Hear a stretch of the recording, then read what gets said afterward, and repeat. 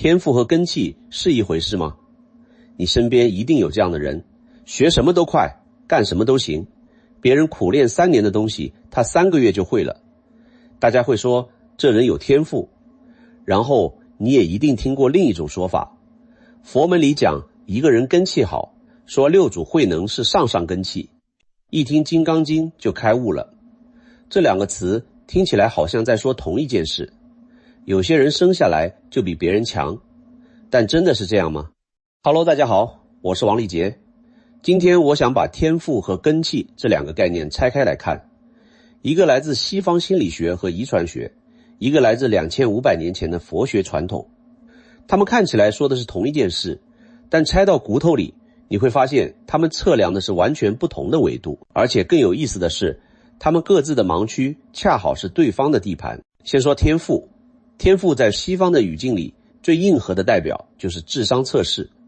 1905年，法国心理学家比奈设计了第一个智商测试，本来是为了帮助识别需要特殊教育支持的孩子，但这个工具很快被泛化了，人们开始用一个数字来定义一个人有多聪明。你的智商是120，他的是140，所以他比你聪明。简单、粗暴、直观，但智商测试到底测的是什么？它主要测的是逻辑推理、模式识别、工作记忆和信息处理速度。注意这个范围，它测的是你大脑里某几个特定功能的效率，它不测创造力，不测情商，不测你面对逆境时的韧性，不测你感知他人情绪的能力，更不测你有没有勇气在关键时刻做出正确的选择。1983年，哈佛大学心理学家霍华德·加德纳提出了多元智能理论。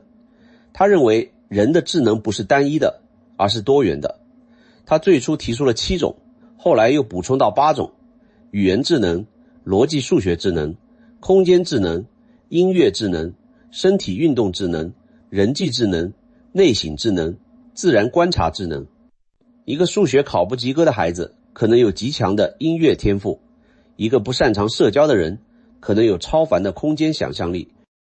用一个智商数字来衡量所有人，就像用一把直尺来量所有形状，你只能量出长度，量不出深度、弧度和温度。那天赋到底有多少是天生的？双胞胎研究给出了一个非常有趣的数据，在成年人中，智商的遗传率大约是 60%到80%， 也就是说，你的智商有6到8成是基因决定的。这个数字吓了很多人一跳，看起来天赋真的是命中注定的。但等一下，这个 60%到80% 有一个大前提，它是在环境大致相同的人群中测出来的。当研究者去看那些成长环境差异巨大的人群时，遗传率断崖式下降。在贫困家庭中，智商的遗传率接近0。这说明什么？说明当环境足够差的时候，基因再好也发挥不出来。环境是天赋的地板，不是天花板。还有一个更惊人的现象叫福林效应，在整个20世纪，全球智商平均每10年上升3个点，你的智商比你爷爷高了将近10个点。这不是因为人类的基因在100年里发生了突变，基因突变没那么快，而是因为营养、教育、信息环境都变了。也就是说，我们以为是天赋的东西，有很大一部分其实是环境塑造的。然后是2006年前后兴起的表观遗传学。科学家发现，环境因素、压力、营养、早期经历，可以在不改变基因序列的前提下改变基因的表达方式，而且这种改变有可能传递给下一代。你的基因没变，但你基因被读取的方式变了。把这些研究放到一起，你会得到一个什么结论？天赋不是一个固定的数字，它是基因和环境互动的动态产物。你出生时带着一副扑克牌，但这副牌能打出什么样的局面，取决于你坐在哪张牌桌上，遇到什么对手，以及你自己怎么出牌。斯坦福大学心理学家卡罗尔·德维克把这个洞察提炼成了2个概念：固定心态和成长心态。固定心态的人相信天赋是天生的，不可改变的，你要么聪明，要么不聪明。成长心态的人相信能力是可以通过努力发展的。德维克的实验发现，那些被夸你真聪明的孩子遇到困难更容易放弃，因为失败意味着我其实不聪明。而那些被夸你很努力的孩子，遇到困难反而更有韧性，因为失败只意味着我需要换个方法。这两种心态对人一生的影响远比智商本身大得多。他的研究还揭示了一个更深层的问题：当我们给一个人贴上有天赋的标签时，我们不只是在描述他，我们是在给他安装一个心理框架。这个框架说，你的价值来自你的能力，而你的能力是固定的。从此以后，每一次失败都不只是一次失败，而是对你是谁的威胁。那些被标签为天才的孩子，长大后反而更怕犯错，更不敢冒险，更倾向于待在舒适区里。他们的天赋变成了一个需要被保护的身份，而不是一个可以被使用的工具。这是西方天赋观里最深的一个陷阱，它把一个动态的过程变成了一个静态的标签，然后这个标签反过来限制了你的动态过程。好，现在调转船头来看佛学怎么说。佛学里根气这个词，很多人理解成灵性天赋，有些人根气好，一听就开悟，有些人根气差，修一辈子也不行。如果你这么理解根气，那它跟西方的天赋基本没区别，都是在说有人天生就行，有人天生就不行。但这其实是对根气最大的误读。根这个字在梵文里叫 indriya， 原意是能力和机能，不是天生的禀赋。佛学为什么用根这个字？因为植物的根有两个特征：第一，它有生长的能力；第二，它的生长方向可以改变。根不是石头，石头是固定的，根是活的，它会朝着有水分和养分的方向延伸。佛学里最核心的五根是信根、精进根、念根、定根、慧根。信就是信心和方向感，精进就是持续的努力，念就是当下的觉知，定就是心的稳定性，慧就是看透本质的能力。这五个根是有次第的，信产生精进，精进产生念，念产生定，定产生慧。你注意到了吗？这五个根里面没有一个叫聪明根、智商根或者学习速度根。佛学完全不关心你的信息处理速度有多快，你的模式识别能力有多强，他关心的是你有没有方向，你愿不愿意持续走，你能不能在走的过程中保持清醒，你的心稳不稳，你能不能看到事物的真相。这就是天赋和根气的根本区别。天赋衡量的是你的起点，你出生时带了多少牌，根气衡量的是你的方向和容量，你能不能把手里的牌打好，而且打出自己的路。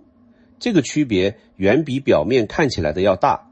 西方的天赋观本质上是一种拥有的逻辑，你拥有多少智力，多少才能，多少潜力。佛学的根气观本质上是一种运行的逻辑，你的心是怎么运行的，它的方向对不对，它够不够稳定，它能不能持续。一个是看你银行账户里有多少存款，一个是看你每天的现金流健不健康。存款多但现金流断了，照样破产。存款不多但现金流稳定的人，慢慢就富了。一个智商160的人，如果没有信根，没有方向感，不知道自己要去哪里，他可能一辈子都在用他的超级大脑原地打转。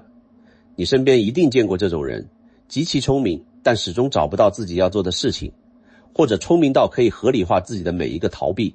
反过来，一个在标准测试中表现平平的人，如果他有极强的信根，知道自己要去哪里，精进根，每天都在朝那个方向走，念根，走的时候不走神，他的成就可能远远超过所有天赋型选手。佛学里有一个经典的概念区分，立根和钝根。立根就是悟性好，一说就通；钝根就是笨，怎么讲都不开窍。很多人以为立根就是聪明，钝根就是笨，但佛学对立根和钝根的理解比这深得多。六祖慧能不识字，按照智商测试的标准，他的知识储备几乎为零，但他听到因无所住而生其心这一句话就开悟了。他是立根，为什么？不是因为他聪明，而是因为他的心里没有太多需要拆掉的东西，他的遮蔽薄。还记得我们在如来藏那一期说过的比喻吗？镜子蒙的尘有厚有薄，慧能的镜子几乎是干净的，所以一擦就亮。而另一个极端是神秀，他学问渊博，戒律精严，是五祖弘忍最器重的弟子。在当时的僧团里，他就是那个标准意义上最优秀的人，按任何标准测试，他都应该得高分。